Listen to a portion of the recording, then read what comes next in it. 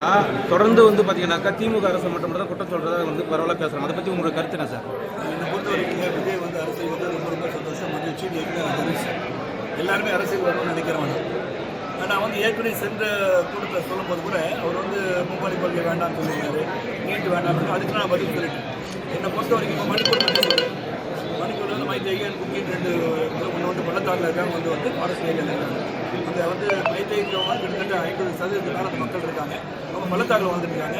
அவங்க forest area கிட்ட 8% இருக்கிறவங்களுக்கு லேண்டெல்லாம் கொடுக்குறாங்க. இவங்க அதிகமாக இருக்கிற இடத்துல இவங்க 8% தான் லேண்டே வாங்க முடியும்னு சொல்லிட்டு ப்ராப்ளம் முதல்லேருந்து நடந்துட்டு இருக்கு.